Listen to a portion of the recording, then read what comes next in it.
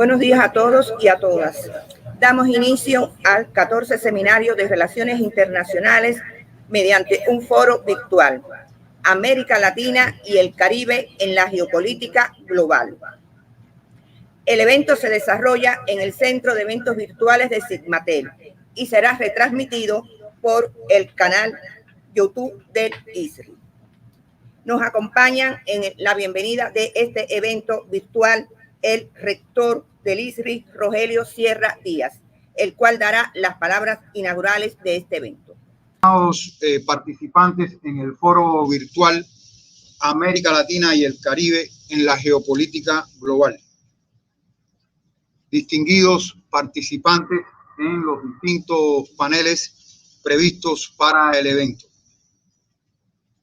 Queridos moderadores de los paneles, investigadores, profesores, estudiantes que siguen esta transmisión virtual. Nos convoca una nueva edición del Seminario de Relaciones Internacionales del Instituto Superior de Relaciones Internacionales Raúl Roa García de La Habana. En esta ocasión, y luego de no haberse podido realizar la edición correspondiente al año 2020, a causa de la pandemia de la COVID-19, lo haremos de manera virtual y con el coauspicio de otras instituciones como el Centro de Investigaciones de Política Internacional, CIPI, el Centro de Investigaciones de la Economía Internacional, CIEN, el Consejo Latinoamericano de Ciencias Sociales, CLACSO, la Cátedra de Economía Social de la Escuela Superior de Ciencias Sociales y de la empresa de la Universidad Pompeu Fabra de España y la Cátedra de Estudios del Caribe Norman Girvan de la Universidad de La Habana. La temática escogida para este foro no podrá ser más apropiada. América Latina y el Caribe en la geopolítica global.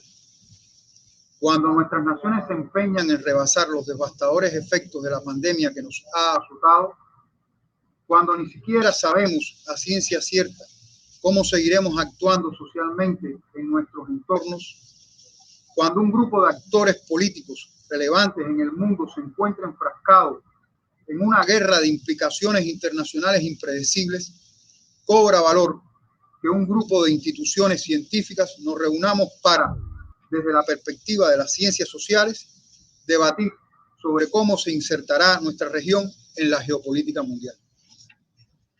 Se trata de la presentación de 13 ponencias de importantes investigadores que en 3 paneles, los cuales se realizarán los días 11, 12 y 13 de mayo, discutirán sobre importantes temas como la geopolítica imperial y las luchas antihegemónicas, los grandes actores y la reconfiguración del sistema internacional y sus impactos para América Latina y el Caribe, y las amenazas a la paz y la seguridad en esta propia región.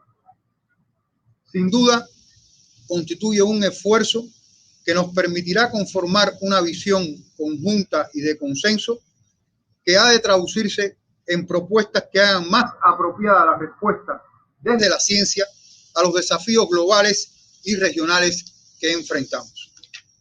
Deseo agradecer a las instituciones que coauspician este seminario y de manera principal a los ponentes.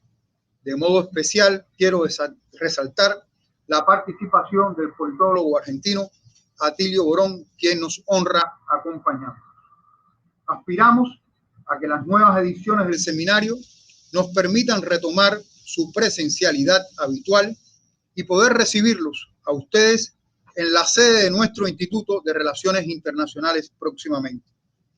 Me permito, de esta forma, dejar abierto este foro virtual y dar paso al dedicado a la geopolítica imperial y las luchas antihegemónicas, que será moderado por la doctora en Ciencias y profesora del Instituto Superior de Relaciones Internacionales, Elaine Balton Legras.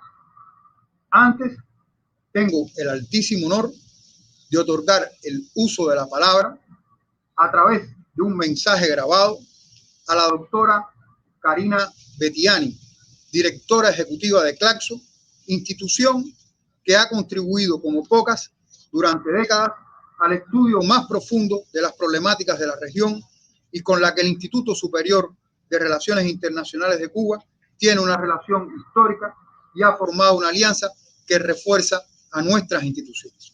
Muchas gracias.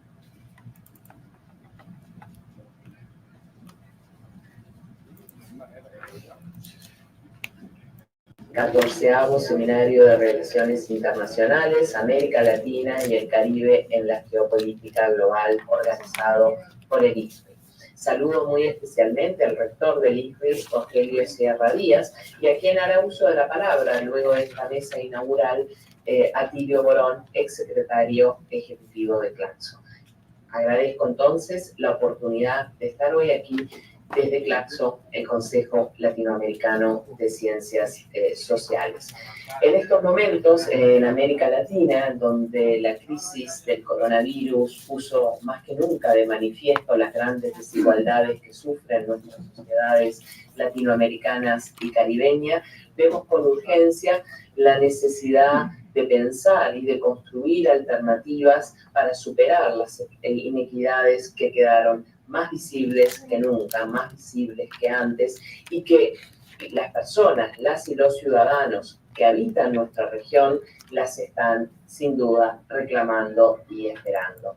Las estrategias, las alternativas que debemos discutir, pensar y diseñar deben ser, sin lugar a dudas, a partir de una tarea colectiva. No hay forma de pensar esto desde el aislamiento, ni a nivel individual, ni a nivel de los distintos estados. No hay forma de que cada estado pueda llevar a cabo por sí mismo la transformación que nuestra región reclama a gritos. América Latina está en condiciones de sumar esfuerzos para discutir esta nueva realidad y esta nueva ecuación sociedad-estado, porque tiene la riqueza a nivel de sus capacidades humanas, científicas, culturales y sociales para ponerse al frente de los cambios que se están reclamando. Es la oportunidad para discutir estos nuevos contratos sociales y también las relaciones de integración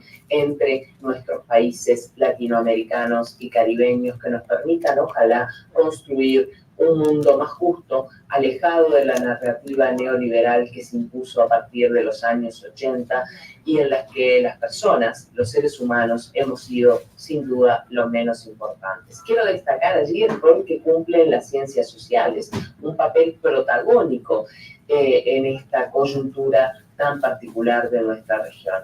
Las herramientas de las ciencias sociales son fundamentales para poder orientar la toma de decisiones de los distintos gobiernos, para repensar las políticas públicas a nivel estructural y para esbozar, ojalá, una propuesta colectiva para la región.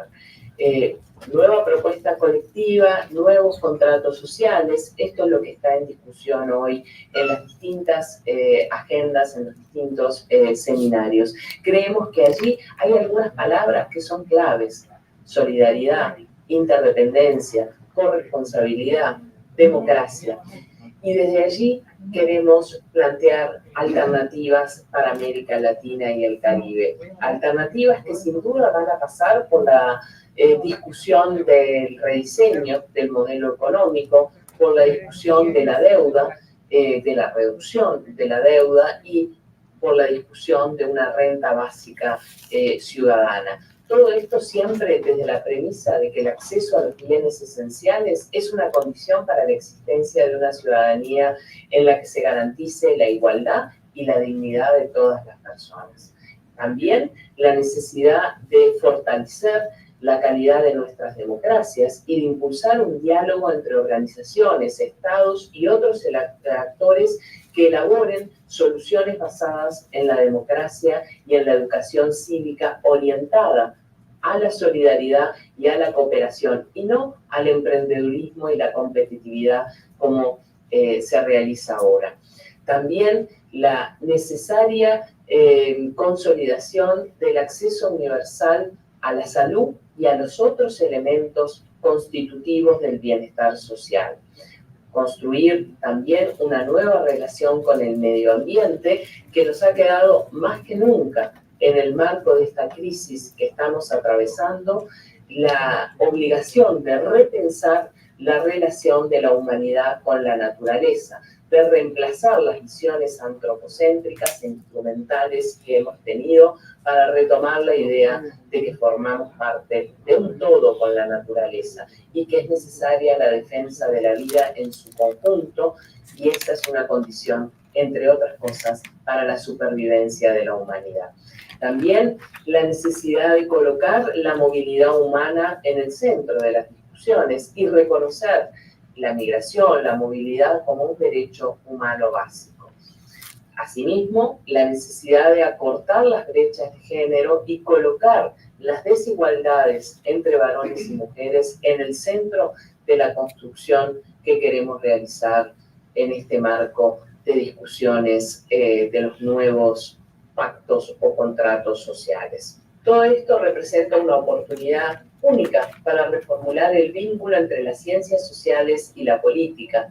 Necesitamos repensar la vinculación entre la investigación, el conocimiento y la política para tomar las mejores decisiones frente a los desafíos que se presentan en esta situación regional.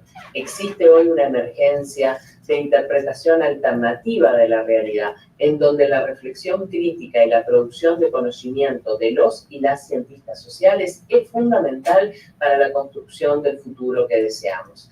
Conocer, pero conocer para transformar la realidad social.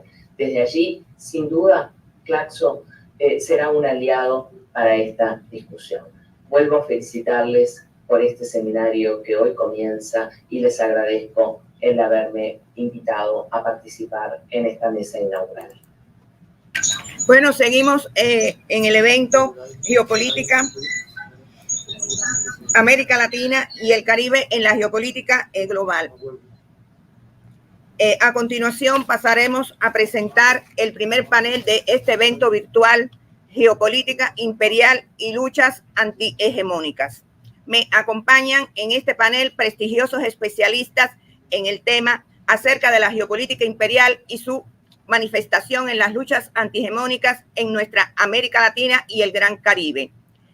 Los reconocidos especialistas son el doctor en ciencia Atilio Borón, politólogo de Argentina; el doctor Antonio Romero Gómez, presidente de la Cátedra de Estudios del Caribe Norman Gilman de la Universidad de La Habana; el doctor en ciencias Elio Fidel López Velaz, profesor titular del Instituto Superior de Relaciones Internacionales; y el doctor en ciencias Luis Suárez Salazar.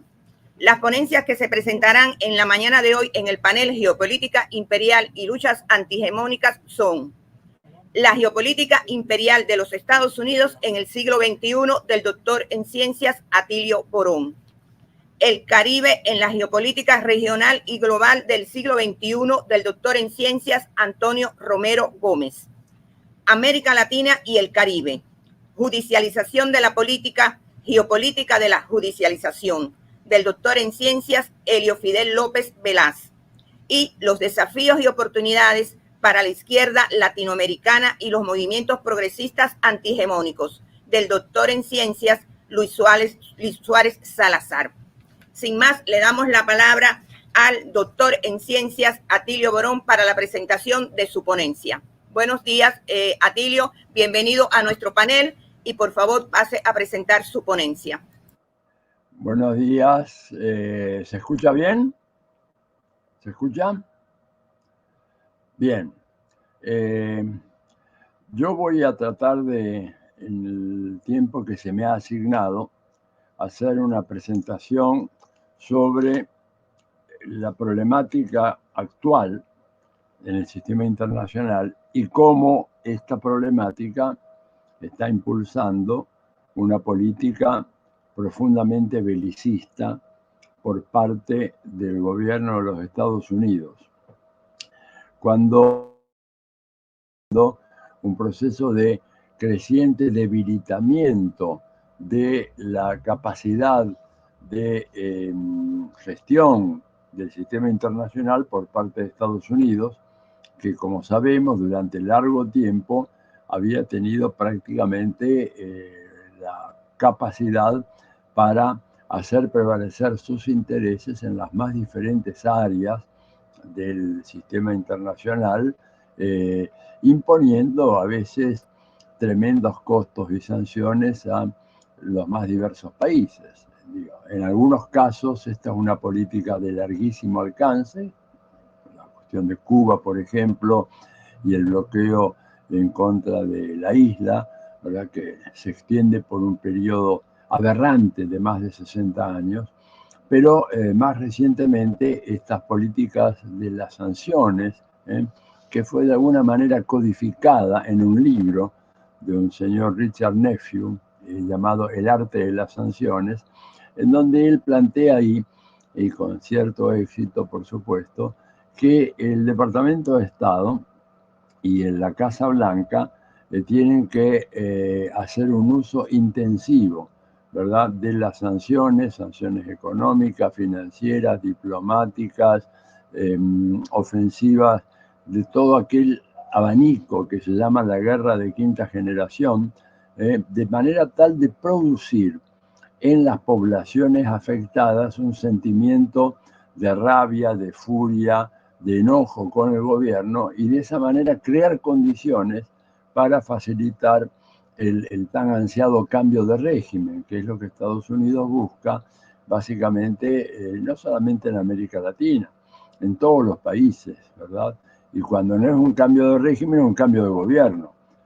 Siempre para que estas nuevas realidades políticas, cambio de gobierno o cambio de régimen político, se alineen con la política exterior de Estados Unidos. Pero como les decía, este proceso venía sufriendo un debilitamiento muy importante, porque Estados Unidos es una potencia en declinación. Y si esto puede parecer una exageración de parte de un latinoamericano identificado con la Revolución Cubana y con los procesos emancipatorios de América Latina, es hoy en día un dato ya insoslayable, es un dato básico que se discute, se analiza, se asume en el establishment diplomático de los Estados Unidos. Basta, por ejemplo, con leer las principales revistas del establishment diplomático, me refiero a Foreign Affairs o Foreign Policy, las dos más importantes, para ver cómo periódicamente aparece el tema, yo diría casi compulsivamente, el tema de la declinación de los Estados Unidos. No solamente en esas revistas, en otras revistas como The Atlantic también aparece el mismo tema.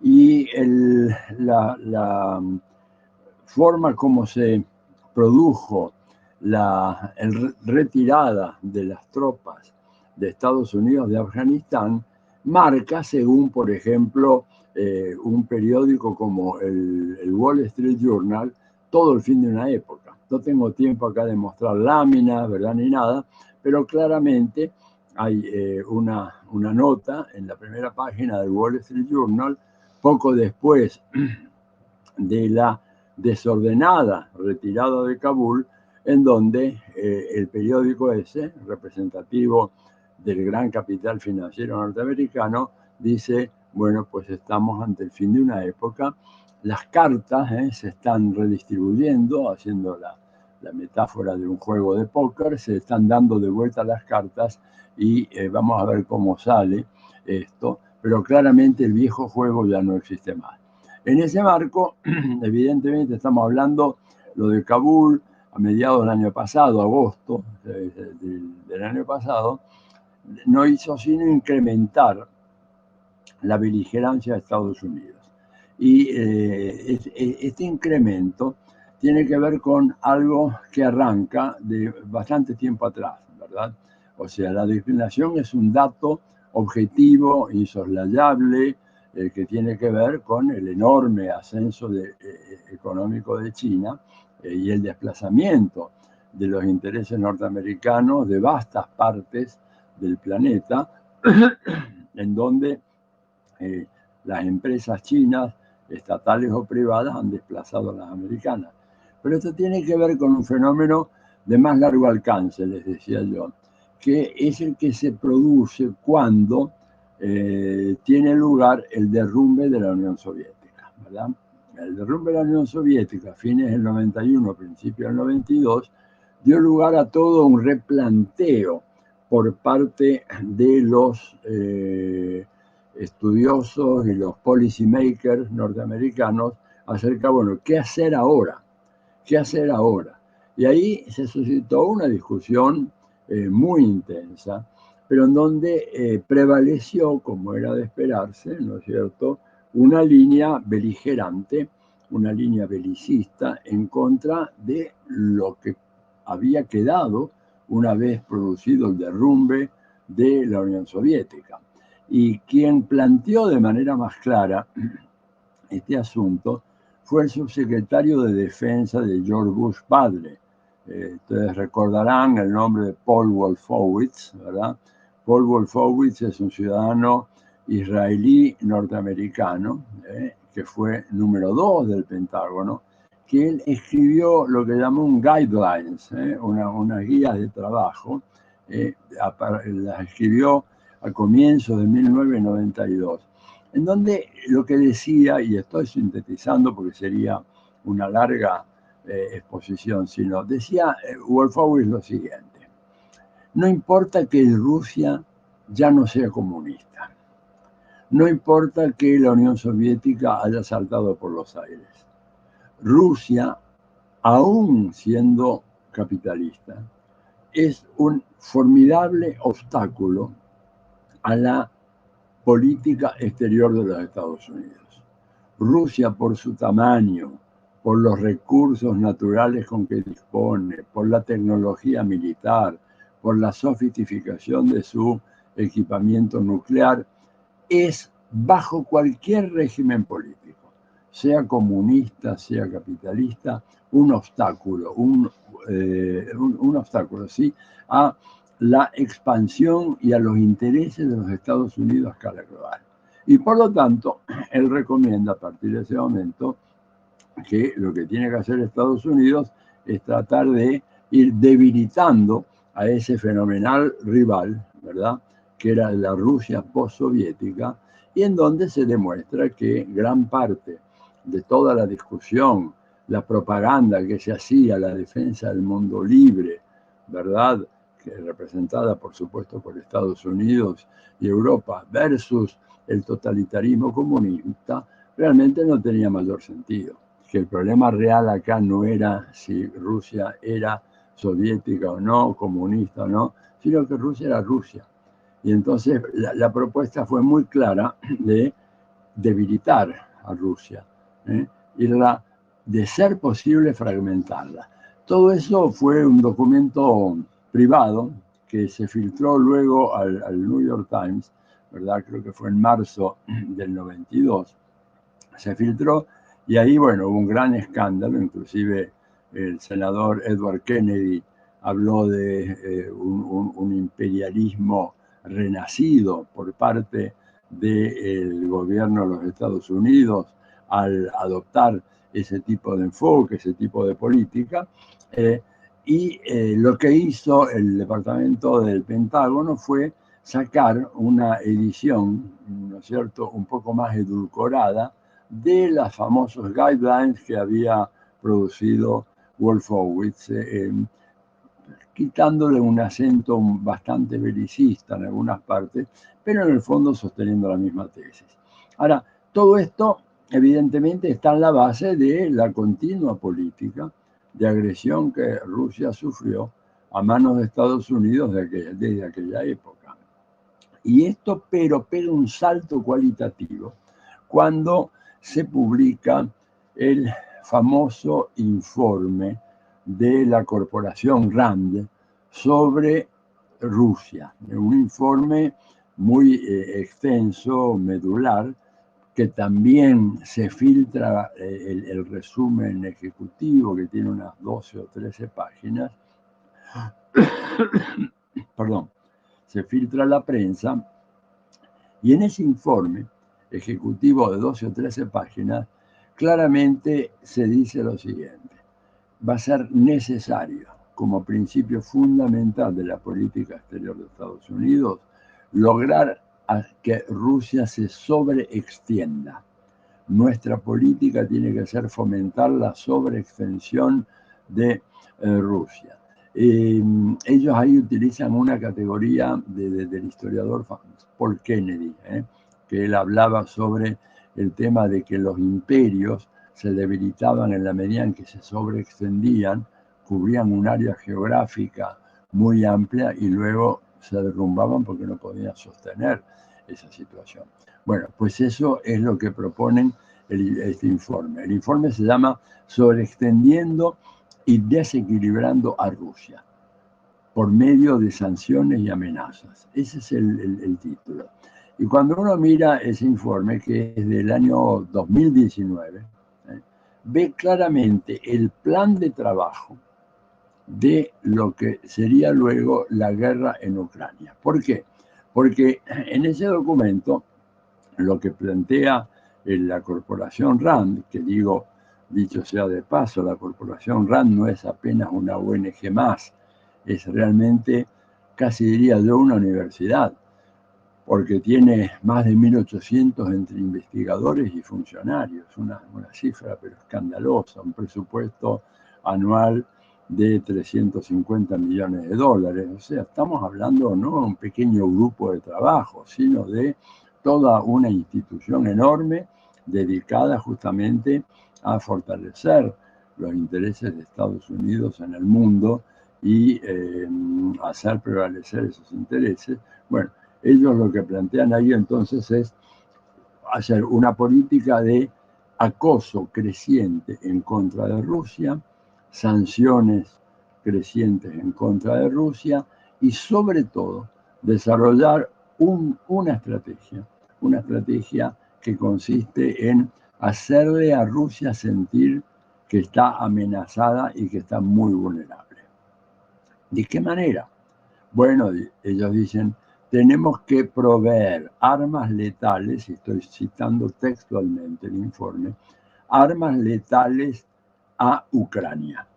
Cuando dicen armas letales, están diciendo claramente armas de destrucción masiva, solo que esta es una palabra, una expresión prohibida.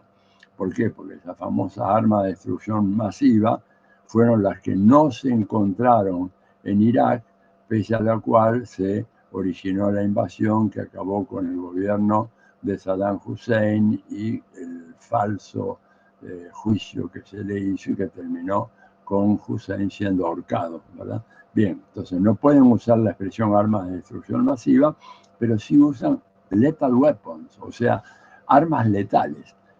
Dice, porque de esa manera Rusia va a reaccionar. De lo que se trata es que Rusia reaccione. Y el informe tiene una serie extraordinariamente detallada de iniciativas que son necesarias para que Rusia se sienta amenazada y por lo tanto se sobreextienda. ¿Qué quiere decir que se sobreextienda? Que invada Ucrania. Estos canallas claramente decidieron de que Ucrania debía ser la carnada que iba a motivar la aparición del oso ruso que se iba a lanzar en contra de ese país. O sea, a los efectos de lograr una derrota, ¿verdad?, o un debilitamiento de Rusia, los estrategas del imperio no tuvieron absolutamente ni tienen ningún empacho en sacrificar un país, en sumir en un baño de sangre un país, respondiendo, ¿verdad?, a una provocación. Por eso es muy importante ser muy claros en los análisis que estamos haciendo y realmente me congratulo haber escuchado, haber leído en el último número de la revista Time una entrevista al expresidente Luis Ignacio Lula da Silva, en donde él habla claramente de que Rusia respondió a una agresión y esto fue absolutamente real. Rusia fue agredida sistemáticamente. Desde la caída del comunismo se intensificó la agresión, ¿verdad? Tanto es así que sus fronteras, desde el Báltico hasta el Mar Negro, con la sola excepción de Bielorrusia, que es un país hermano de Rusia, y Ucrania, está saturado de armas de destrucción masiva a cargo de la OTAN. Y evidentemente Rusia salió y atacó. Y este es un poco el panorama que tenemos en el momento actual, un panorama dificilísimo, ¿verdad? Porque no se sabe muy bien cómo va a terminar esta guerra. Imposible de decir.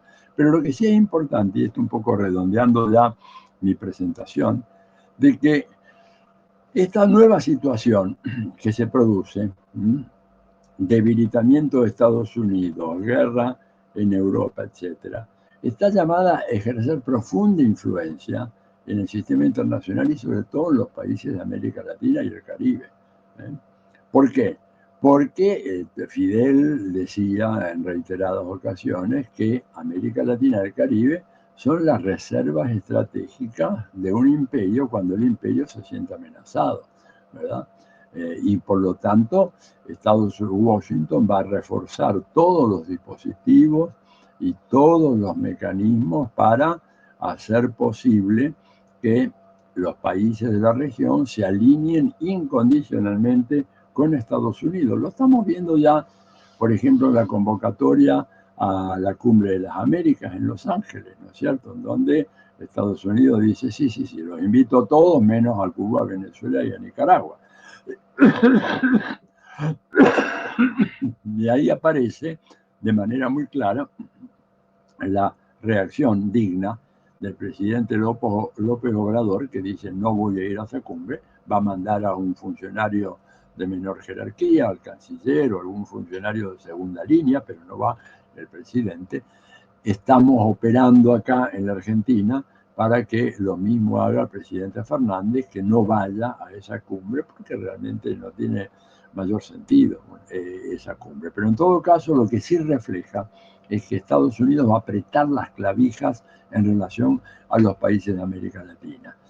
Estados Unidos que ha logrado, con esta situación crítica que ellos incentivaron y crearon en Ucrania, han logrado prácticamente recolonizar a toda Europa, con gobiernos indignos, inmorales, de una falta de honestidad política y cívica extraordinaria, en donde inclusive países que durante tiempo, más de 3/4 de siglo, como Finlandia y Suecia, fueron neutrales, ahora fueron empujados a enrolarse en la OTAN y ser parte de una maquinaria bélica que tiene por objetivo, y acá no podemos equivocarnos de ninguna manera, acá el objetivo es lograr en Rusia, en lo que es hoy Rusia, lo que en los años 90 se logró con la destrucción de Yugoslavia, dando nacimiento a 7 entidades políticas diferentes a partir de la ruptura, la fragmentación, la desmembración de Yugoslavia. Este es el objetivo de máxima de Estados Unidos. Guerra, debilitamiento de Rusia, ¿verdad? Reforzamiento, por lo tanto, de los controles en los países de América Latina, una Europa que se ha convertido ya en un protectorado, ¿verdad? Indigno protectorado al servicio de los intereses de Estados Unidos, un Estados Unidos muy preocupado porque ha perdido el control de África, ¿verdad? África hoy en día está básicamente bajo la órbita de influencia de China y al mismo tiempo Estados Unidos preocupado porque el propio autoengaño que ellos se proponen, hablando de que hay un consenso de la civilización occidental, quién sabe qué es eso, ¿no es cierto?, en favor de las políticas de la OTAN, no es cierto. Directamente lo que ha ocurrido es que se ha producido una crisis, un cisma en la economía mundial, y hoy en día, ¿verdad?, los países asiáticos, estoy hablando no solamente de China, estoy hablando de la India, de Indonesia, de Bangladesh, de Pakistán, de Filipinas, estoy hablando de un conjunto que abarca más de 4.000 millones de personas, ninguna de las cuales está acompañando las aventuras militares que la OTAN está lanzando en Ucrania a los efectos de producir de sangre de Rusia. Entonces, me parece que en esa situación, con un Asia amenazante, ¿verdad? Porque la presencia de China ahí, y además el hecho la renovación del vínculo económico, político y militar entre la India y Rusia, que era un dato absolutamente inesperado para Estados Unidos, pero que se ha producido, ¿verdad? Todo esto hace que en el momento actual haya realmente una especie de quiebre en la economía mundial y que en poco tiempo más vamos a ver todo un sistema de relaciones económicos, financieras, bancarias, etcétera, que va a tener como eje los países asiáticos y sobre todo China, y el resto, Occidente, que va a estar confinado a un pequeño segmento de la población mundial con base en Estados Unidos.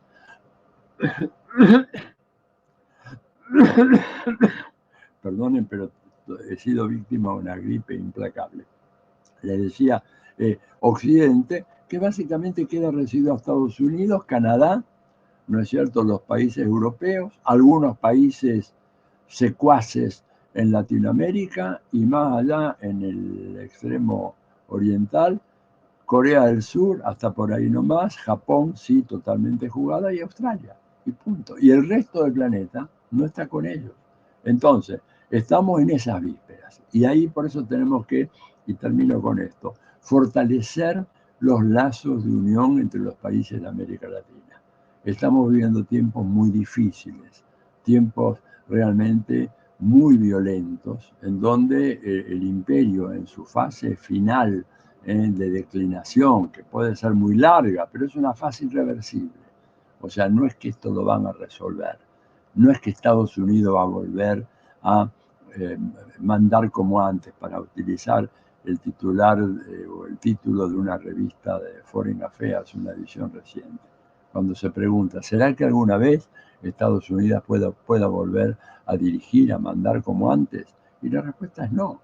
Y en ese contexto tenemos que prepararnos entonces para que los países de nuestra América resistan esta andanada, este esfuerzo desesperado para colocarnos a nosotros como masa de maniobra en una ofensiva brutal contra Rusia, que va a fracasar, más allá de los enormes sacrificios, ¿verdad?, que el pueblo ruso va a tener que hacer para sostener estas políticas de agresiones, políticas que fueron perseguidas durante tanto tiempo, desde la caída de la URSS y sobre todo desde el 2007, en la Conferencia de Seguridad Europea, cuando Putin propuso nada menos que los países europeos y la OTAN pongámonos de acuerdo en un esquema de seguridad, una arquitectura de seguridad europea, en donde inclusive se manejaba la posibilidad de que Rusia pudiera tener algún tipo de asociación con la OTAN. Y la respuesta fue no, no, no y no. ¿Por qué no? Porque lo que quieren es destruir a Rusia. Pensando, y acá termino, pensando que destruyendo Rusia, ¿verdad?, haciéndola morder el polvo de la derrota, lo cual va a ser poco probable, ¿verdad?, conociendo la historia y la situación actual, a partir de ahí, con una Rusia destruida, desmembrada, dividida en 6 o 7 u 8 pequeños países independientes, ya orientar sus cañones hacia el objetivo último, que es Taiwán y China. Y los camaradas chinos no se equivocan en eso, saben muy bien que primero es Ucrania y luego viene Taiwán.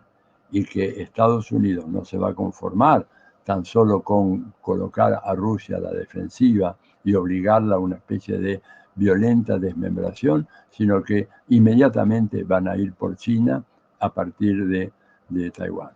Bueno, esto es lo que les quería decir en una síntesis muy, muy apretada. Espero que se haya escuchado bien.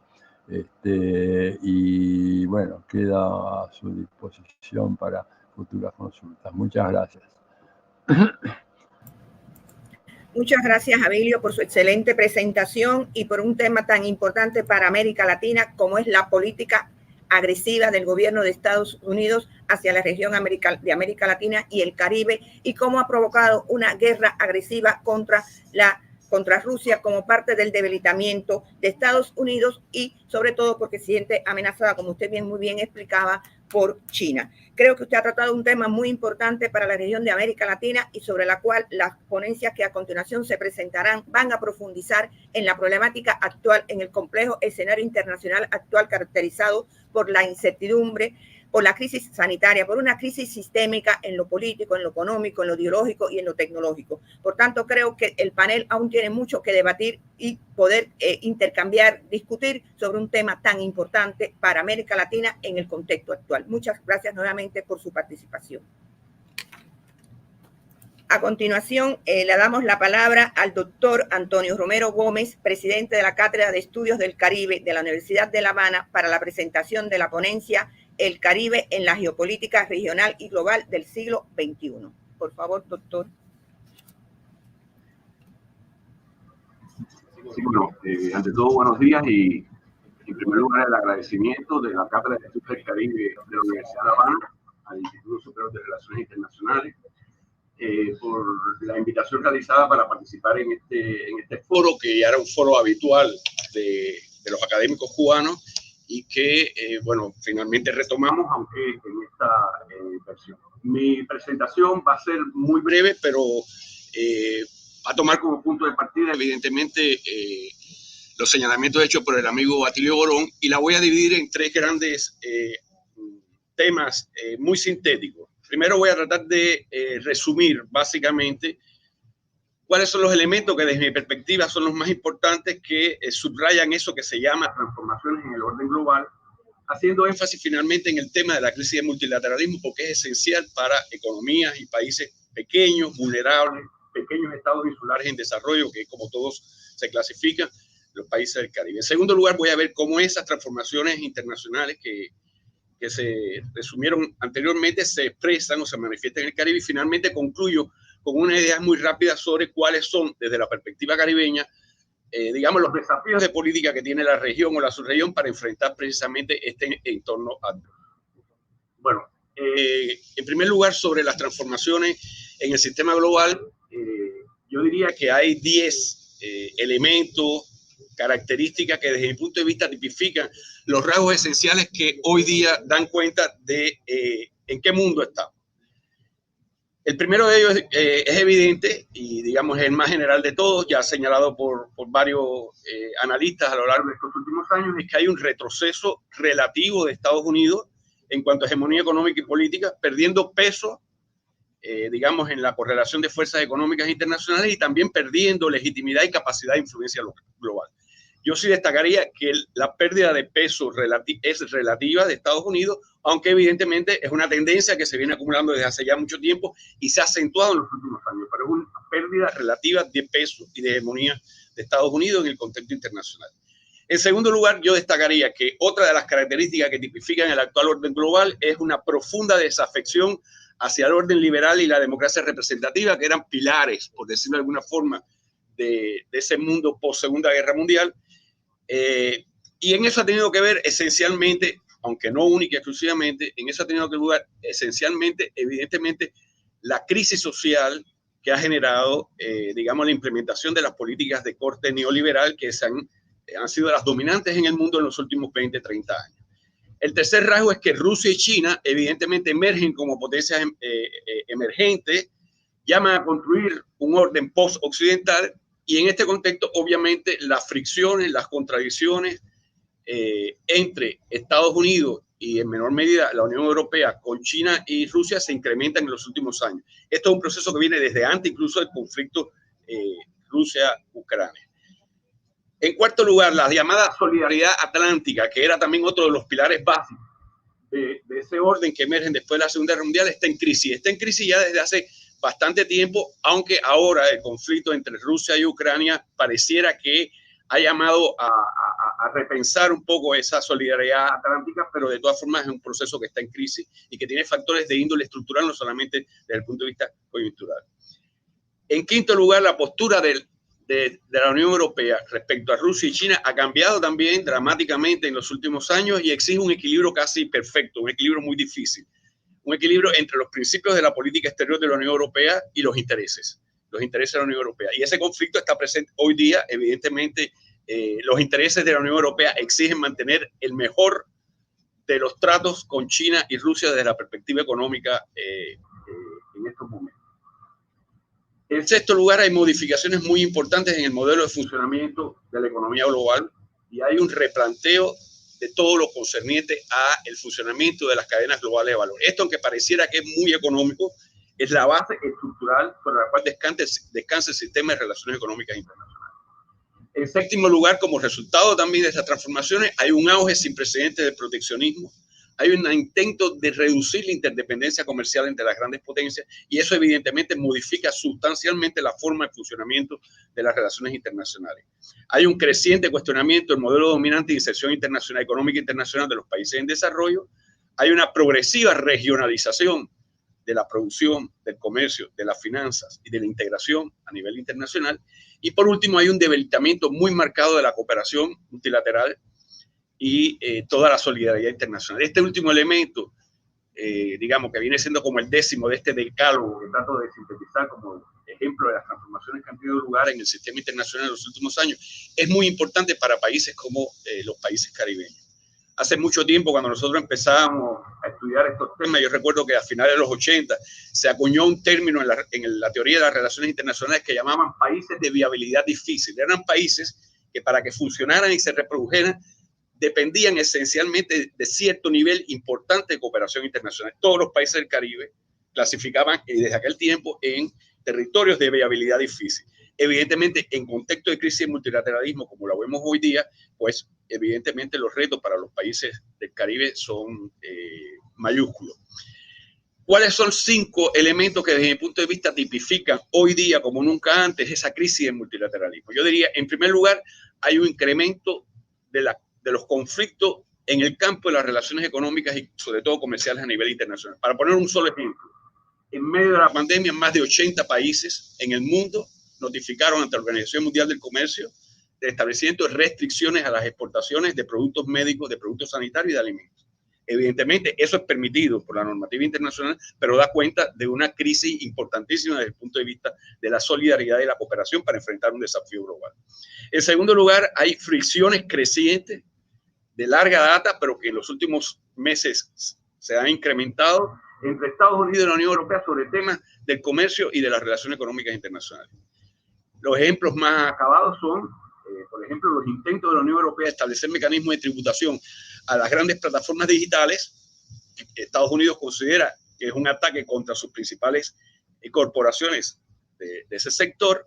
Y por otra parte, la contradicción que existe entre Estados Unidos y la Unión Europea hoy día en la Organización Mundial del Comercio, a partir de la propuesta de Estados Unidos de liberar el pago de patentes y flexibilizar el acuerdo sobre el tratamiento a la propiedad intelectual recogida en la OMC para el tema de las vacunas anti-COVID, y la Unión Europea está en contra de esa flexibilización. Esto evidentemente son manifestaciones de la crisis del multilateralismo que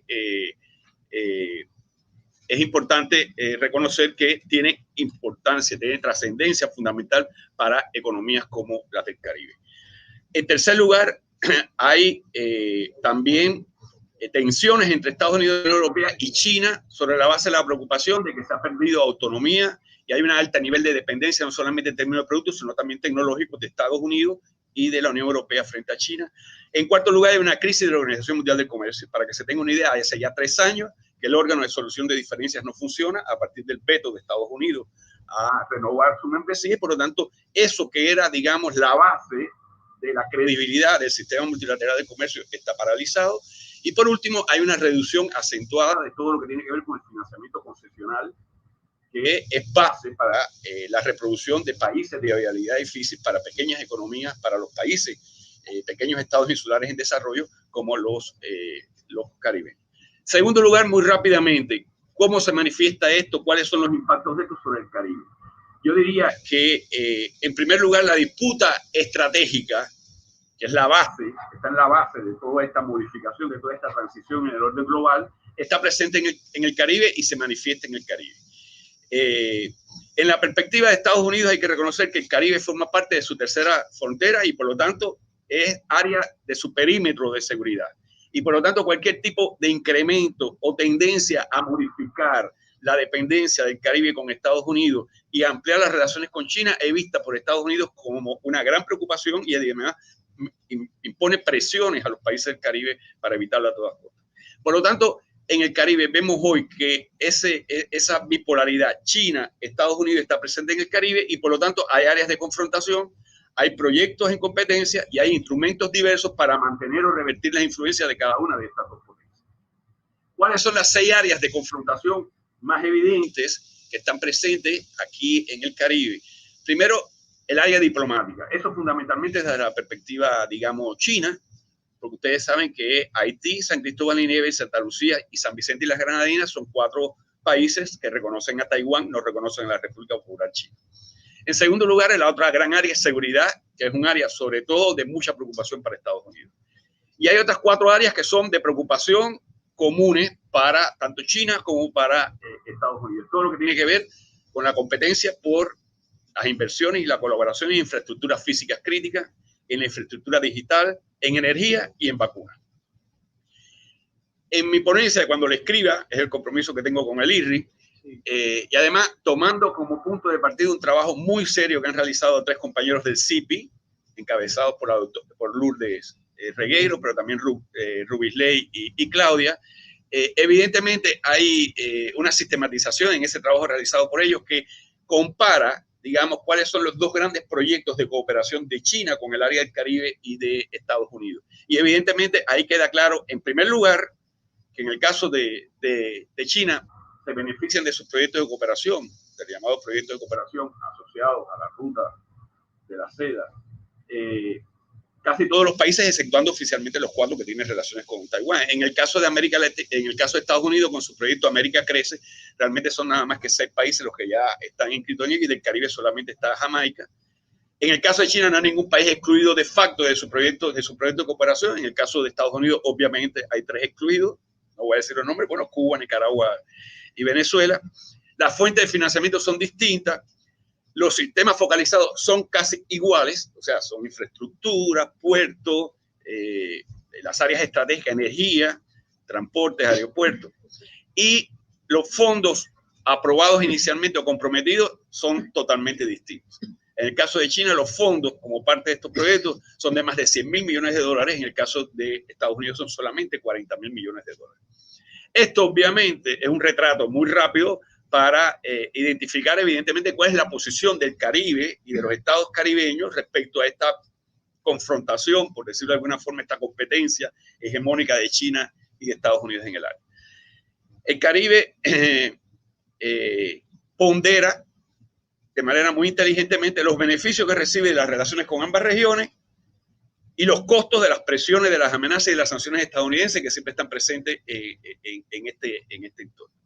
En general, el Caribe ha revelado la imposibilidad de ignorar los proyectos chinos a pesar de toda la presión de Estados Unidos por varias razones, pero destacan 4 en esencial. Primero, los dicen muy claramente los caribeños, ha habido una ausencia de Estados Unidos como contribuyente significativo al desarrollo del Caribe en las últimas décadas, al mismo tiempo que los problemas y los desafíos del desarrollo económico y social del Caribe han aumentado.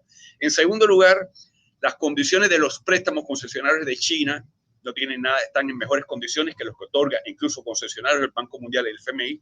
Y además China no establece diferencias y no clasifica a los países en términos de renta per cápita como si lo hace Estados Unidos, y por lo tanto eso es una condición totalmente distinta a la que le aplica Estados Unidos a la región del Caribe.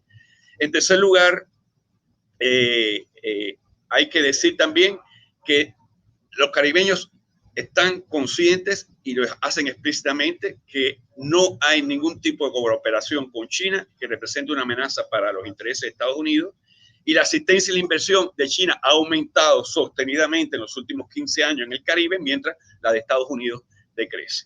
No obstante, aquí hay que decir algo bien claro. Los niveles de dependencia del Caribe con Estados Unidos en términos económicos y sobre todo comerciales y tecnológicos son muy superiores a los niveles de dependencia y de relación que tiene con China. Bueno, y paso de inmediato a los desafíos de política, que es la última parte de mi presentación. Los caribeños en este contexto están replanteándose la idea de que en este entorno internacional incierto, en este mundo en crisis, en esta transición global, pareciera que estaban a punto de algo que sucedió en los años 90 en el Caribe, de un nuevo Time for Action. O sea, aquella publicación muy importante que en un contexto similar de un cambio trascendental en términos de las relaciones internacionales, los caribeños dijeron, nosotros hemos perdido y vamos a seguir perdiendo importancia estratégica a nivel internacional y tenemos que repensar nuestro futuro. Bueno, no estamos todavía a ese nivel, pero sí ha habido varios planteamientos y varias discusiones a nivel del Caribe, y en términos generales ellos consideran que tienen 5 desafíos muy importantes para garantizar la reproducción y la viabilidad del Caribe. En primer lugar, la estabilidad macroeconómica y la reestructuración interna. Eso se dice muy rápido, es un término quizás demasiado económico, pero tiene tremenda trascendencia desde la perspectiva de la inserción internacional y también desde el punto de vista social. Ahí ellos hablan de que, como nunca antes, están abocados a una necesaria transformación en la estructura productiva, a un nuevo manejo de toda la deuda externa. Los países caribeños son los de más alto por ciento de endeudamiento en términos per cápita, un nuevo pacto fiscal, repensar el sector del turismo en la nueva normalidad, que implica un cambio trascendental desde el punto de vista de la estructura de funcionamiento de ese sector, y diversificar sus relaciones comerciales. En segundo lugar, el segundo grupo de desafíos que tiene el Caribe, y que además es reconocido también internacionalmente, son todo lo vinculado a los problemas de la inseguridad, el narcotráfico, la criminalidad. Y eso tiene un vínculo directo con la cooperación internacional y sobre todo un vínculo directo con la cooperación con Estados Unidos. Es un vínculo muy complejo porque tiene, digamos, puntos de intersección con temas de seguridad y de compartir información y demás. En tercer lugar, obviamente, el otro gran campo que ha sido identificado por los líderes caribeños y la sociedad civil del Caribe es enfrentar el cambio climático, la transición energética y la seguridad alimentaria. Téngase en cuenta que la región del Caribe es la segunda región más importante del mundo que recibe los efectos adversos del cambio climático, es la más vulnerable desde el punto de vista ecológico.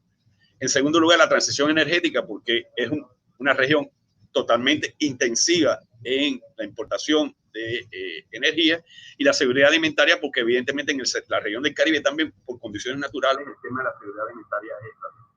El cuarto gran área de prioridad es el tema de la situación de Haití y su participación en el CARICOM.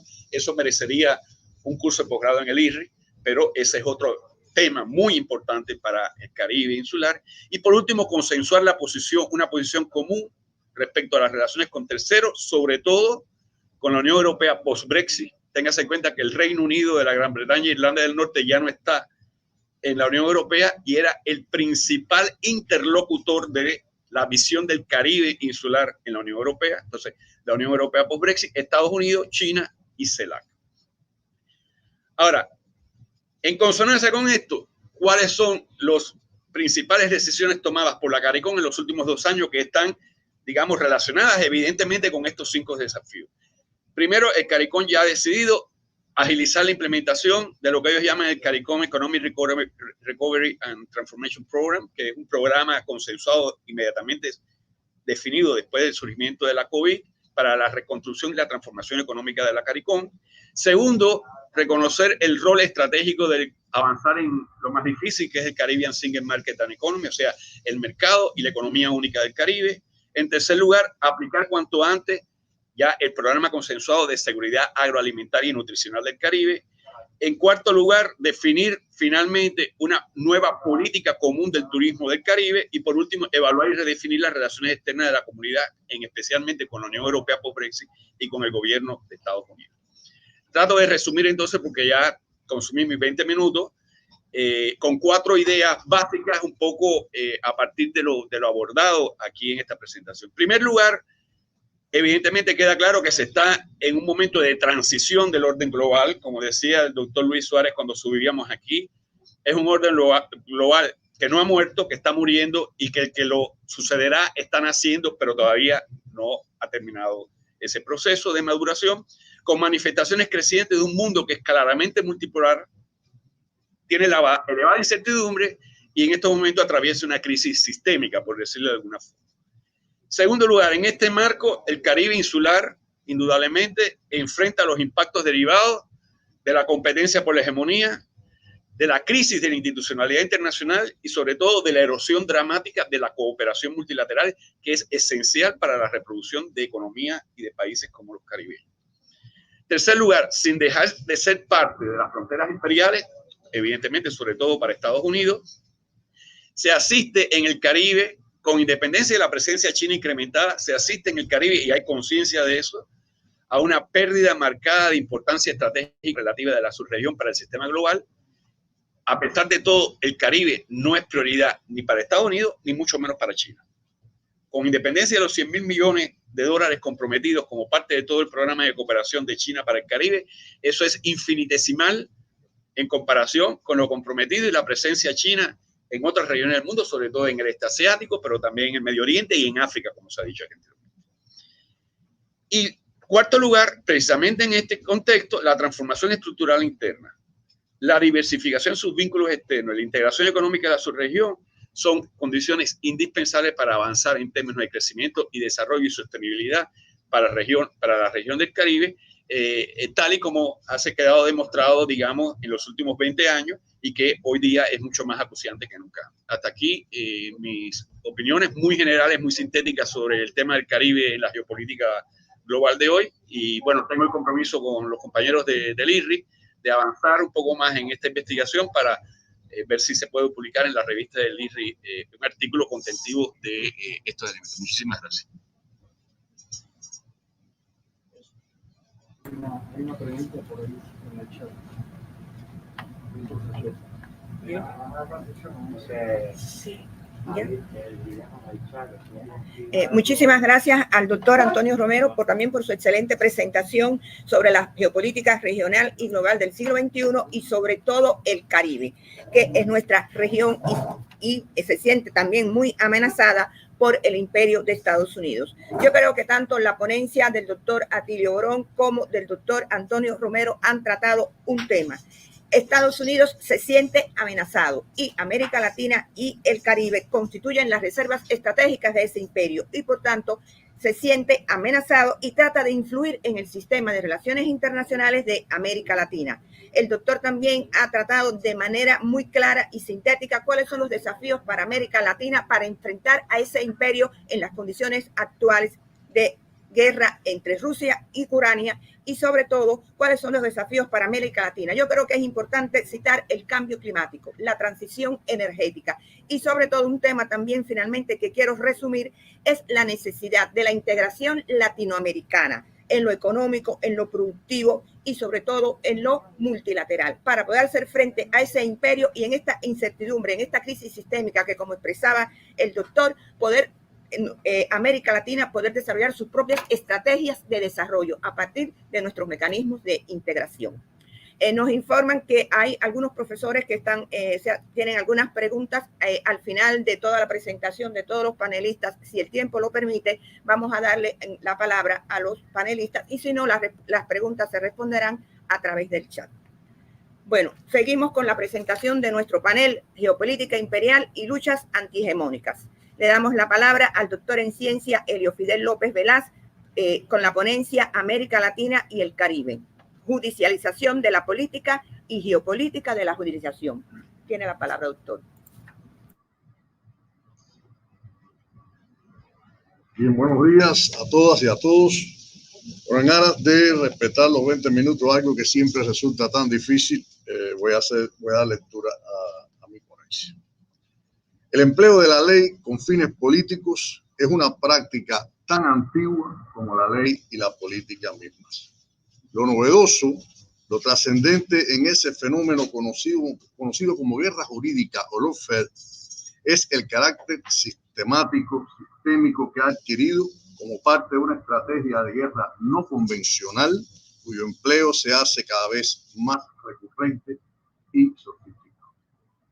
Pioneros en su uso fueron los juristas australianos John Carlson y Neville Thomas, que en la década de los 70 del siglo pasado hablaban ya de la existencia de una guerra jurídica alternativa a la guerra convencional.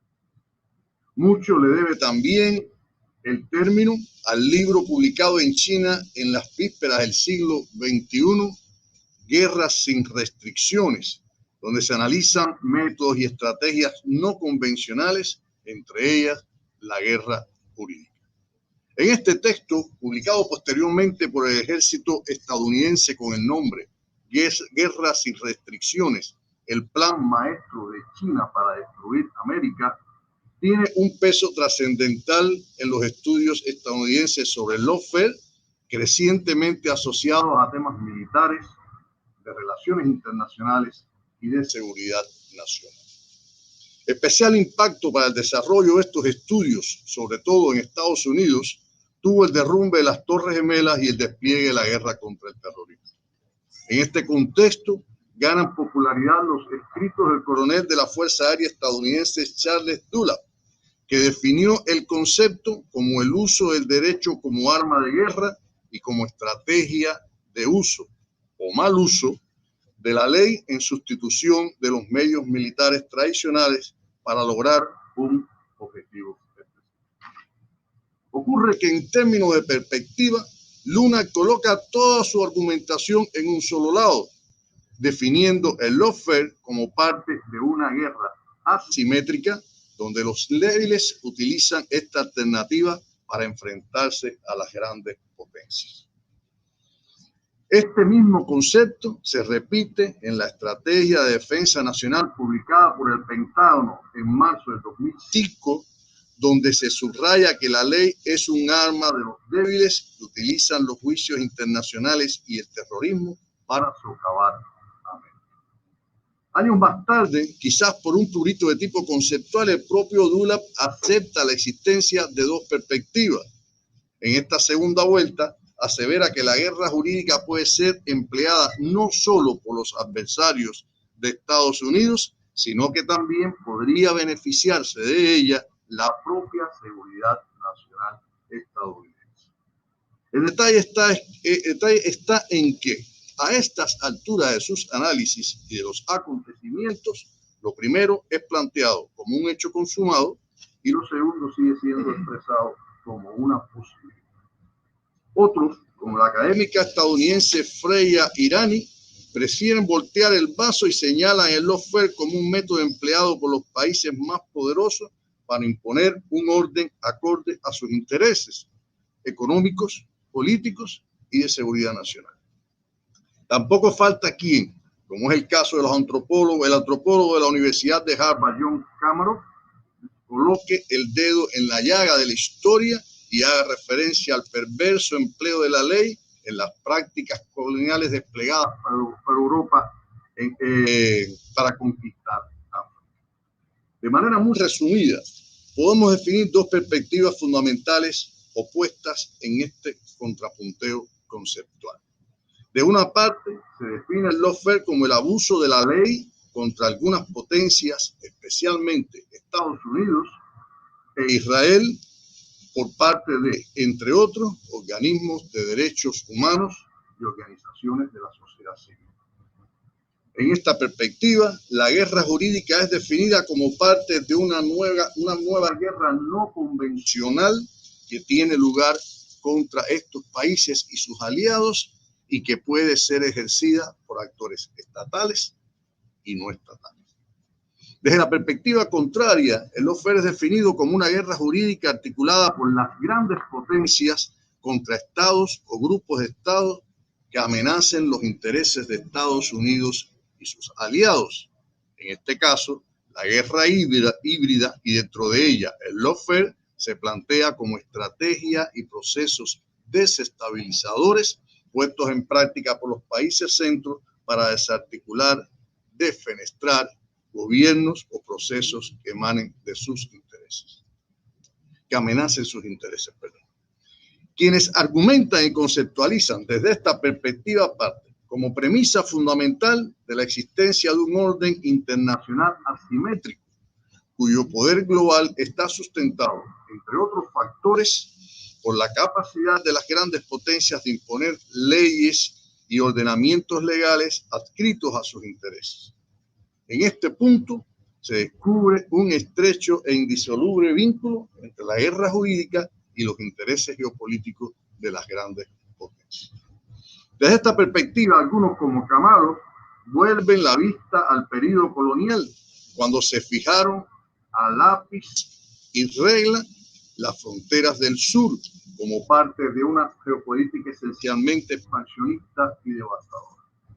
Otros buscan los ancestros de esta guerra en las entrañas remotas del siglo XII, cuando el orden feudal era cercenado por la política de los cercados en nombre de un sistema que arrebataba para sí la ley y la colocaba en manos de quienes iban ostentando paulatinamente el poder, primero económico, político. En última instancia, y a pesar del tiempo histórico transcurrido desde entonces, es un hecho que el capitalismo nació exigiendo para sí un ordenamiento jurídico emanado de su concepción del mundo como manera de dictar el modo de vivir y relacionarse los seres humanos. Es un hecho también que avanzó deslindando, devastando, construyendo de los terrenos y pueblos colindantes hasta la conformación de un orden centro-periferia en el que el centro ostentaría el poder y desde este impondría la ley. El capitalismo deformado, disfuncional, dependiente, que fue creando en su periferia el centro desarrollado, surgió como necesidad de un sistema esencialmente injusto para cuyo desarrollo y perpetuación hicieron falta y sigue siendo indispensable los más diversos y complejos mecanismos de dominación. Indispensable fue, desde entonces, el empleo de la ley como vía de subyugación y legitimación del orden colonial, garantía del lugar privilegiado del capitalismo centro en el ordenamiento internacional. Asociado a ello, al interior del mundo colonizado se reproducen las mismas dinámicas centro-periferia. Las oligarquías locales nacen y crecen asidas a la dependencia, al subdesarrollo y la deformación estructural. De la alianza natural entre estas y las potencias coloniales primero y neocoloniales después, surge lo que algunos actores han definido como una red transnacional de poder. El uso coercitivo de los medios legales para imponer la dominación es ya un método ampliamente empleado y un punto de conexión estratégica entre las oligarquías locales y aquellas que ostentaban el poder a nivel mundial.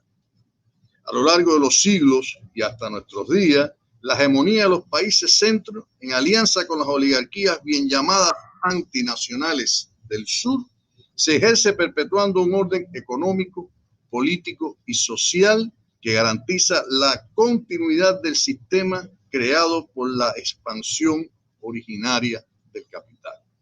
La geopolítica del siglo XX y lo transcurrido del XXI está marcada esencialmente por esos antecedentes, con el choque de los intereses y necesidades que emanan, por un lado, del centro hegemónico, por el otro, del sur global. La guerra jurídica o lawfare, tal como se trata de definir en nuestros días, es la expresión renovada de viejos procederes, ahora insertos en un mundo crecientemente globalizado, en el que de la conservación del orden diseñado y reproducido a lo largo de siglos por el capitalismo, seguirá dependiendo la hegemonía de los países centro y su condición política, económica y social excepcional. Las Américas, que al decir de José Martí nacieron del arado y el perro de presa, como génesis de un proceso esencialmente antagónico y diferenciador, son, a la altura de nuestro tiempo, la expresión de este devenir. El orden panamericano reproduce, entre las dinámicas heredadas del colonialismo clásico, la estrecha alianza entre las oligarquías regionales y su hegemón. Ello representa un puntal del sistema de relacionamiento neocolonial y un eficaz instrumento de dominación en el tablero geopolítico regional.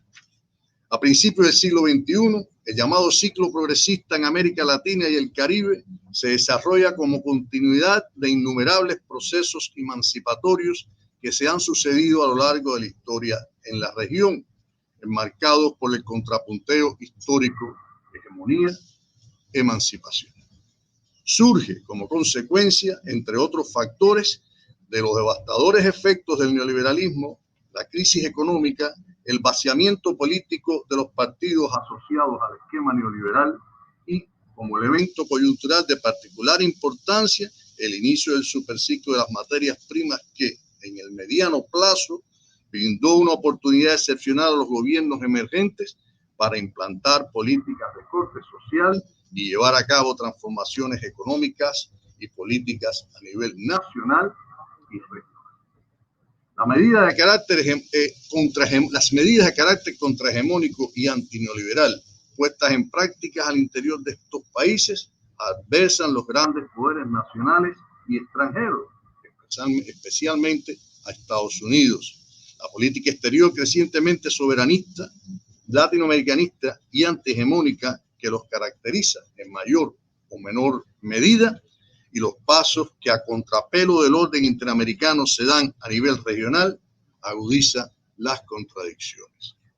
El desarrollo de estos procesos impone un reto para los sectores oligárquicos regionales, los monopolios internacionales, para Estados Unidos en su condición de hegemón y para el orden panamericano adscrito al neocolonialismo que se estremece dentro del contexto geopolítico. Desde esta perspectiva, el socavo de los proyectos y gobiernos llamados progresistas se convierte en una prioridad del sistema de dominación que los percibe y define como una amenaza a su seguridad.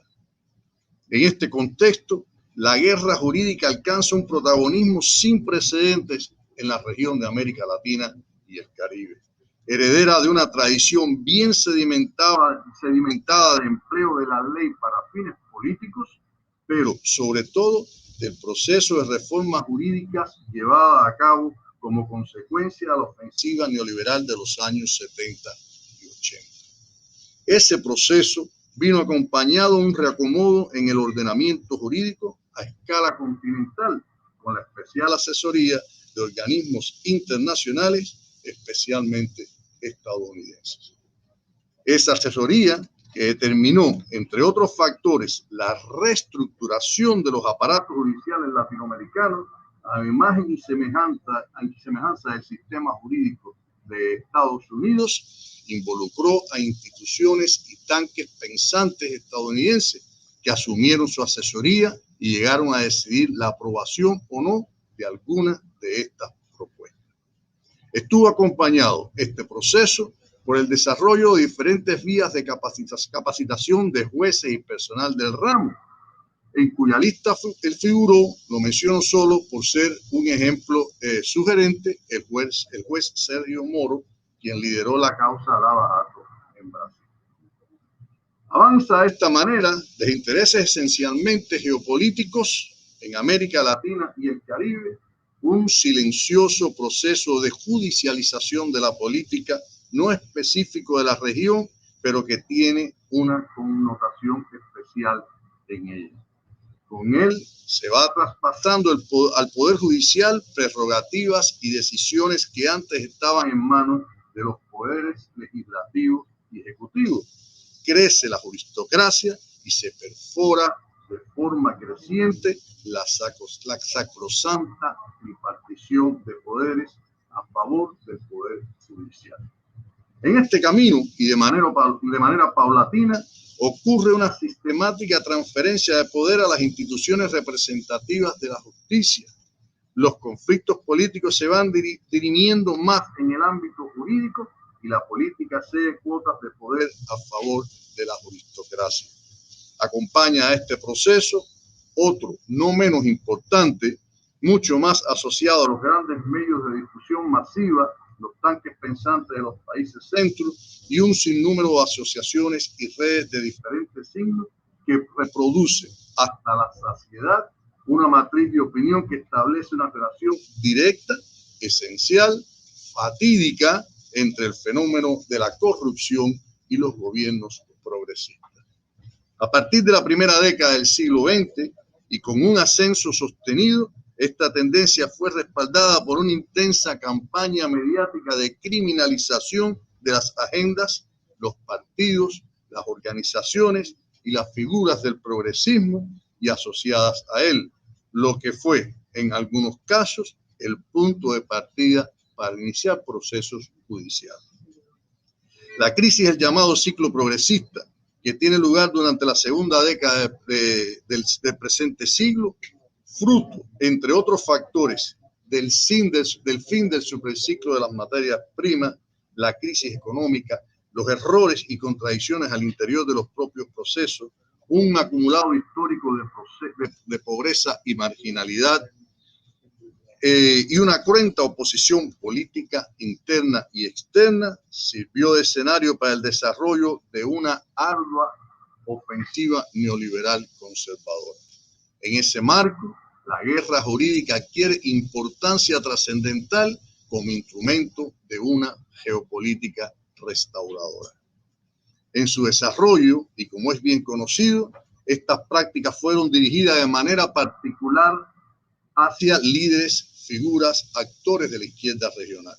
Destacan en este contexto los procesos llevados a cabo contra Dilma Rousseff y Lula da Silva en Brasil, las acciones fundamentalmente jurídicas con las que el gobierno de Lenín Moreno llevó a cabo su purga obsesiva contra todo cuanto pudiese estar asociado a la Revolución Ciudadana y las causas contra Cristina Fernández de Kirchner en Argentina. Cualquier análisis de este fenómeno y del complejo contexto en el que se desarrolla deberá tener en cuenta que la judicialización de líderes y figuras estratégicas del progresismo fue posible, entre otros factores, gracias a la preponderancia alcanzada por el Poder Judicial y a las prerrogativas de aquel por sobre los demás poderes del Estado. Debe tenerse en cuenta también que esta práctica que se ha entronizado como vía eficaz para defenestrar o neutralizar figuras, fuerzas y proyectos políticos alternativos, es consecuencia, entre otros factores, de la paulatina reorganización de las instancias judiciales a favor de los intereses geopolíticos adscritos al orden neocolonial panamericano.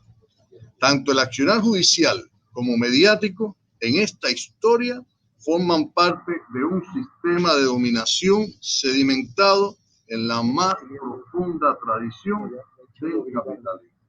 El empleo de la ley con fines hegemónicos es hoy tan novedoso como la hegemonía, la dominación y la geopolítica. Muchas gracias.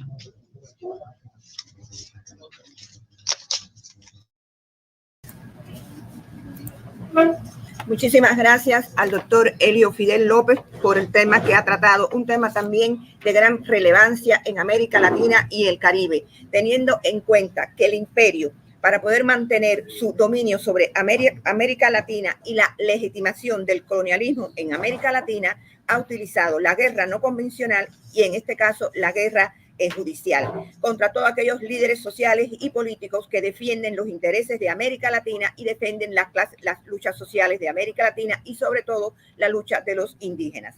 Por tanto, consideramos que la geopolítica y la judicialización de la política en América Latina también es un tema de relevancia para una reflexión crítica, sobre todo los estudiosos de este tema en América Latina.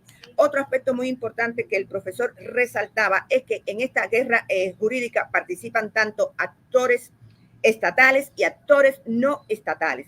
Por tanto, aquí vemos que podemos tener en cuenta que hay otro factor asociado a la guerra jurídica, que es la guerra mediática. Y esta guerra mediática entran los actores no estatales con las transnacionales de las tecnologías de la información y la comunicación como parte de todo este proceso del imperio para legitimizar su colonialismo en América Latina.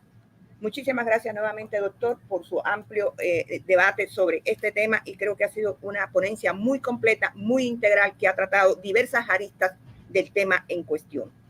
A continuación, le damos la palabra al doctor en ciencia Luis Suárez Salazar, profesor titular del Instituto Superior de Relaciones Internacionales del IRRI, con la ponencia Los desafíos y oportunidades para la izquierda latinoamericana y los movimientos progresistas antihegemónicos. Por favor.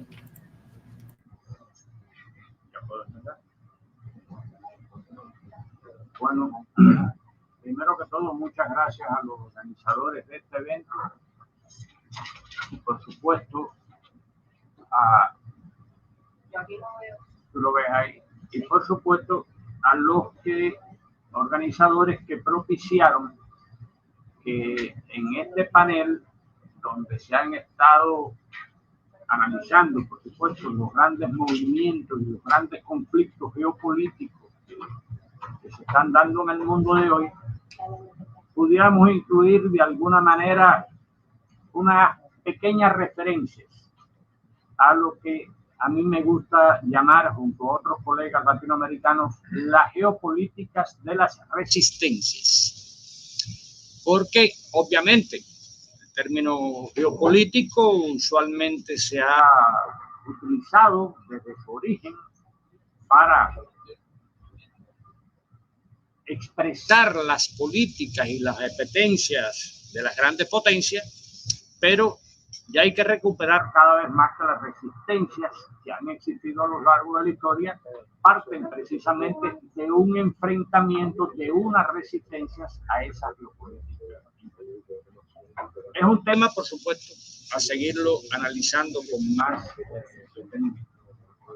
Pero en lo que corresponde a lo que me toca y había planteado, voy a tratar de hacer muy rápidamente, porque no hay ninguna posibilidad de hacerlo de otra manera, voy a tratar de plantear algunos criterios a los que llamo los desafíos, entendiendo desafíos por las amenazas externas y las debilidades internas, y por las fortalezas y por las posibilidades que son las fortalezas internas y oportunidades externas, pero no mirando solo la situación de hoy, sino pensando en el futuro previsible para lo que se ha venido llamando la izquierda política, social e intelectual latinoamericana y caribeña, y también para los llamados gobiernos progresistas y de izquierda. Yo tengo que ser franco, porque cada vez que a mí me dicen gobiernos progresistas, yo siempre tengo cierta reserva con el empleo de ese término, porque en nombre del progreso en el mundo y en este continente se han cometido demasiadas barbaridades para, por lo menos, cuando utilicemos el término progresistas, no ponerle apellidos, sino dejarlo solamente como progresistas. Pero es una reserva, vamos a decir, más que todo de mi resistencia personal a la utilización de ese término, repito, como a veces se usa y se abusa. Como lo que voy a plantear tiene que ver con los temas que más que todo abarcan las luchas populares, democráticas, antiimperialistas, que se han desarrollado y que se siguen desarrollando en el continente, y anticolonialistas en aquellos lugares como Puerto Rico, que todavía no ha obtenido su independencia. Yo me siento de forma un poco compelido, no voy a decir obligado, a decir y compartir con los colegas que en los últimos días más recientes, como sabe el IRRI, yo he estado junto con otros colegas reflexionando de alguna manera sobre la vigencia que conserva 55 años después el llamamiento del Che a todos los pueblos del mundo a través de la tricontinental. Porque precisamente yo creo que aquel llamamiento fue el planteo de una geopolítica de la resistencia a nivel de las políticas dominantes en aquel momento. A pesar del tiempo transcurrido y releyendo lo que algunos llaman ese segundo testamento político del Che, digo yo, algunos hablan de testamento político a secas. Lo cierto es que cuando miramos dialécticamente, por supuesto, el panorama global de hoy, nos encontramos que hay una verdad inamovible. Desde entonces, 55 años hasta ahora. Y fue una afirmación que el Che hizo en ese llamamiento, que calificó a Estados Unidos como el gran enemigo del género humano. Fíjense que no era el gran enemigo para los estados, no, del género humano. Tanto por sus depredadores y criminales prácticas unilaterales o por las que ha ejecutado en la historia en consumo con sus principales llamados amigos, socios o aliados gubernamentales o no gubernamentales de todas las partes del mundo. Porque a veces también cuando miramos la geopolítica vemos solo el contexto estatal y no nos percatamos de cómo en esos enfoques geopolíticos participa un conjunto de fuerzas que no son necesariamente estatales, que no son gubernamentales, pero que son funcionales al desarrollo de las políticas de dominación. Y esto yo creo que lo tenemos muy claramente presente a lo largo de la historia del objeto central de este panel, que es América Latina y el Caribe, donde a lo largo de la historia, desde que ha sido una potencia hegemónica, pero también antes de serlo, si tomamos como referencia los orígenes del panamericanismo, la política, la maquinaria de la política exterior de defensa y seguridad imperial, que es un término que yo utilizo mucho, pero también junto con sus aparatos económicos, comerciales, financieros, ideológicos, culturales y con sus diferentes gobiernos temporales. Ahora, por supuesto, estamos hablando de el demócrata John Biden, no ha abandonado lo más mínimo en su apetencia dirigida a mantener su control absoluto sobre el que indistintamente han llamado patio trasero o borde delantero, que fue la expresión que utilizó Biden en cierto momento, tanto para controlar el continente, que ellos lo consideran su traspatio, sus bases, como para desarrollar ese conflicto que se está desarrollando a nivel global. O sea, hay un concepto que los que se recuerdan de los enfoques del informe de Santa Fe, que yo digo que no son tan viejos como a veces queremos, era una idea muy sencilla. Si Estados Unidos no logra prevalecer en lo que ellos llaman el hemisferio occidental, no podemos tratar de prevalecer en ninguna otra parte.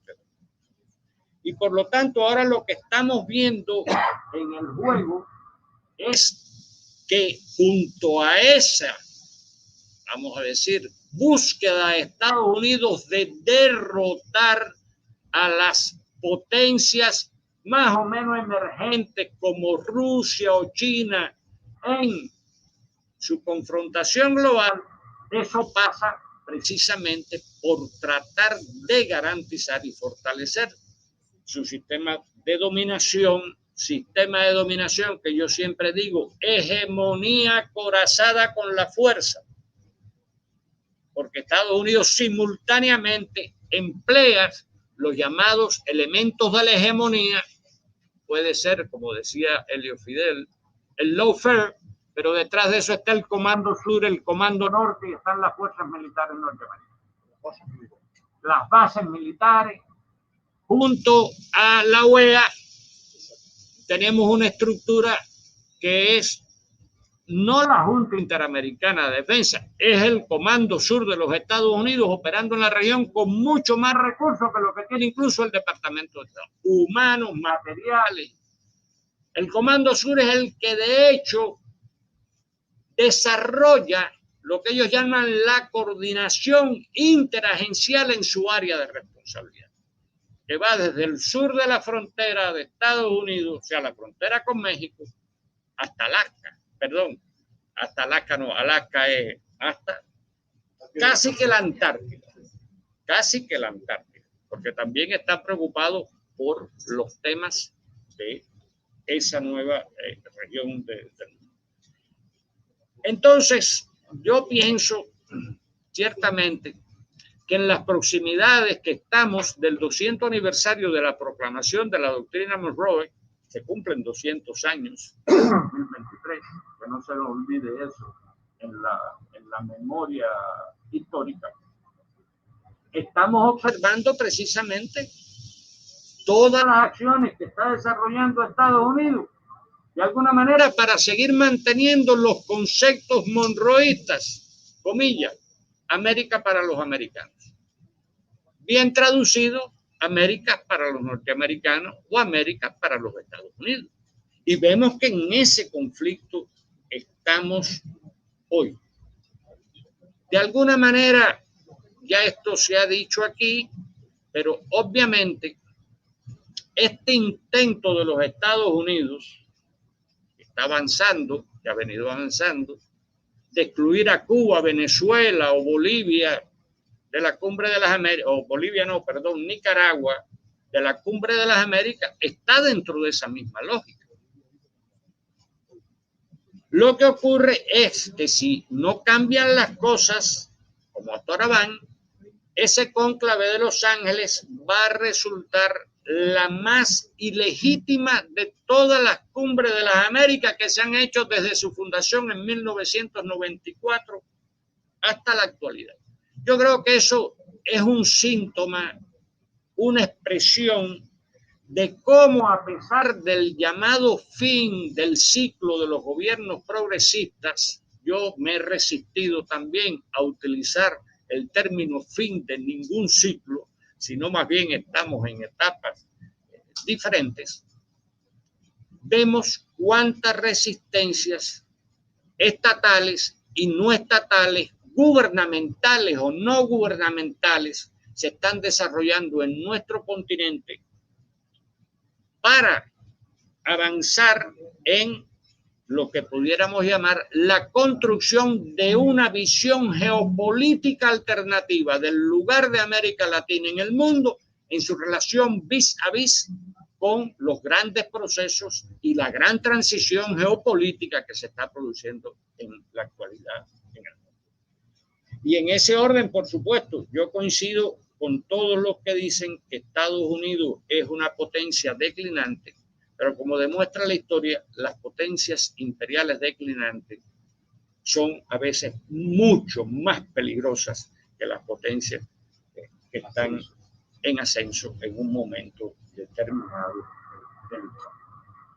Yo, por lo tanto, respecto a todo esto, y no quiero, por supuesto, pasarme en el tiempo, de todas maneras, creo que además de ver los procesos que se están dando a nivel gubernamental, nosotros tenemos que estudiar también los procesos que se están dando dentro de eso que ya mencioné, se llama la izquierda social,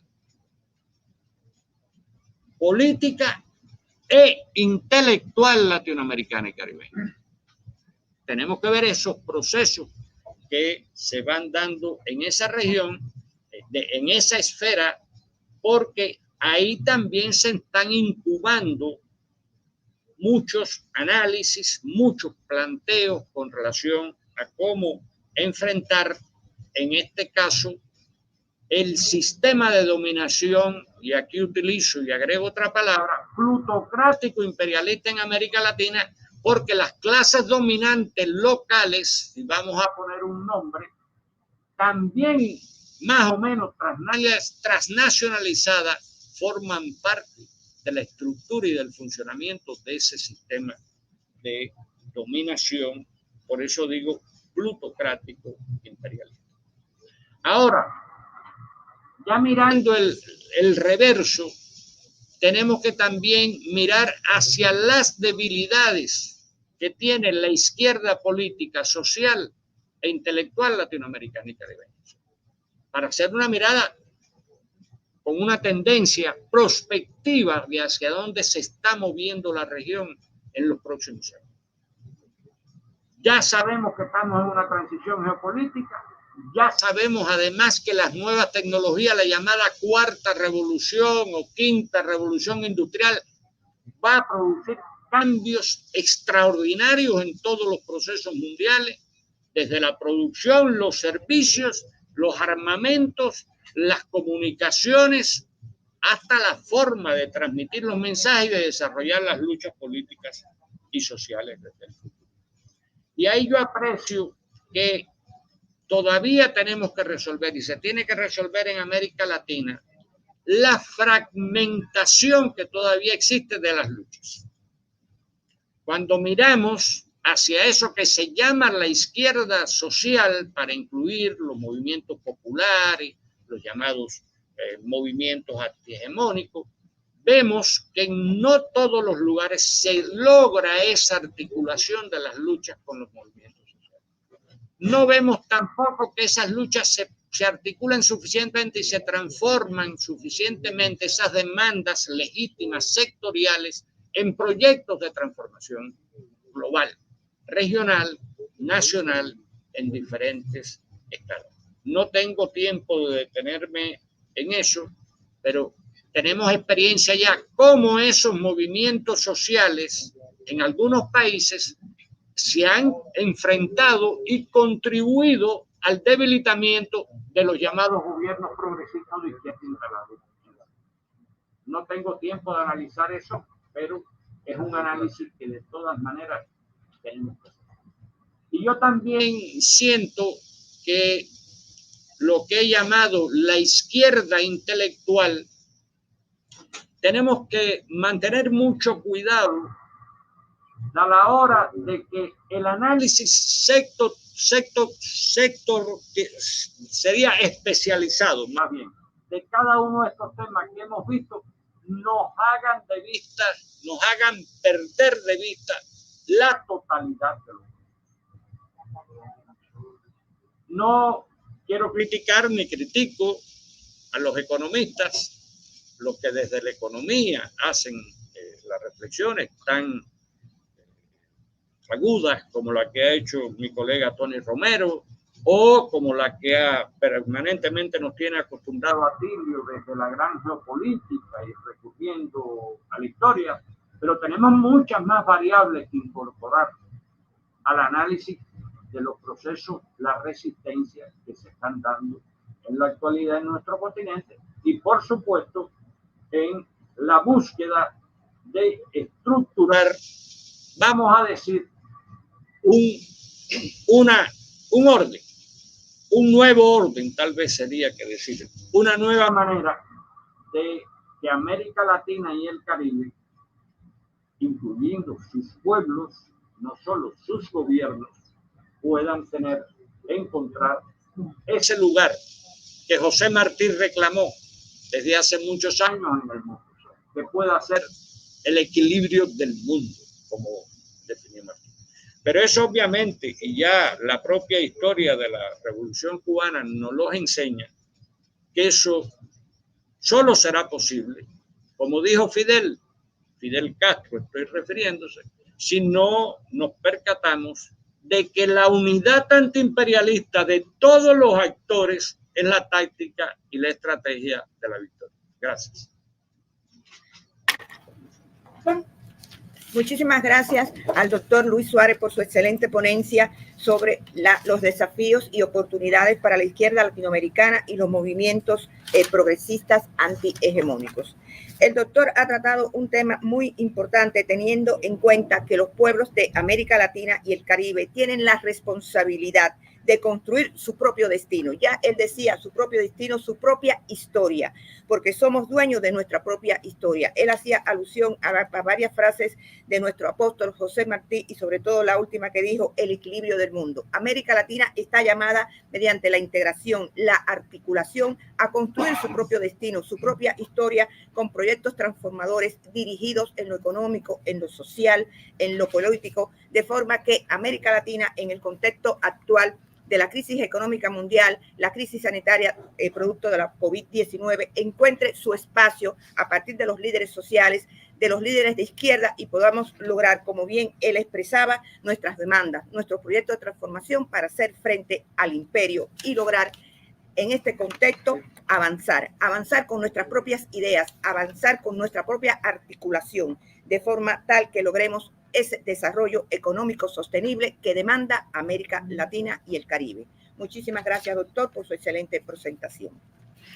Deseo también informarle a los que están presentes aquí en el salón, los ponentes, y a los que nos están siguiendo a través de las redes sociales, que que hemos recibido a través de las redes sociales, a través de YouTube, varias opiniones de varios compañeros que nos están escuchando tanto en el país como fuera del país, y realmente creo que es importante transmitirle a la comunidad científica que nos está escuchando que todos de manera general, los compañeros del CIP y los compañeros de la Universidad de La Habana que están conectados han manifestado la excelencia de las ponencias presentadas por todos los ponentes, la calidad de las ponencias presentadas, y han hecho alusión de manera particular a la ponencia del doctor Helio Fidel. Han dicho que es una ponencia muy concreta y ajustada a una realidad que es la judicialización en América Latina.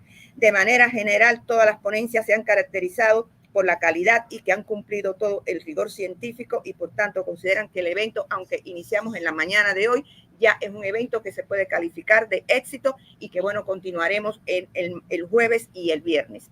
Por eso también le invito a la comunidad que mañana jueves, igualmente jueves 12 de mayo a las 9 de la mañana, continúa el evento internacional 14 Seminario de Relaciones Internacionales, América Latina y el Caribe en la Geopolítica Global. Mañana se desarrollará el panel Los grandes actores y la reconfiguración del sistema internacional, impactos para América Latina y el Caribe. Todos están invitados y de manera general queremos que continúen con nosotros durante estos tres días de evento y nos envíen sus opiniones, sus criterios, y le haremos llegar de la manera mejor posible todas las respuestas de los ponentes a través del chat y a través de otras formas que podrán ustedes conectarse, de forma tal que todos se sientan informados sobre la geopolítica imperial y cómo América Latina le está haciendo frente al imperio para volver nuevamente a encontrar nuestro espacio, nuestra historia, que es lo más importante que tiene América Latina, y poder hacer frente a ese imperio que cada día es más agresivo. ¿Alguno de los ponentes desea alguna intervención, algo? ¿No? Bueno, le damos una vez más las gracias a todos los ponentes que en la mañana de hoy participaron en nuestro panel y los convocamos a estar mañana.